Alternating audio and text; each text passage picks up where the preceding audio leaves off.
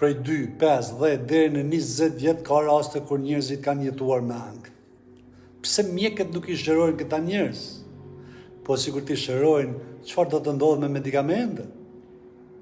A janë kafja dhe sheqeri armiqtë të trurit të trazuar për ata që vuajnë nga ankthi apo depresioni?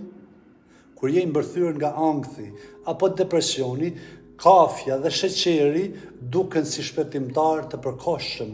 Një filxhan që të zgjon dhe një çokoladë apo kafe me sheqer që të ngre humorin.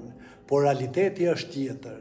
Kafeina rrit nivelin e kortizolit, hormonit të stresit, ndërsa sheqeri shkakton rritje dhe rënje të menjëhershme të energjisë, duke përkeqësuar luhatjen emocionale. Ironikisht, ato që mendohen si qetësues të mendjes mund të jenë karburanti i ankthit dhe depresionit. Pra, ndoshta nuk është stresi që na çon te kafja, por kafja që na fut më thellë në stres.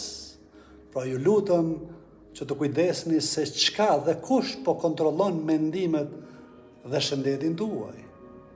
Ju falemnderit dhe mirupafshim vitit të radhës.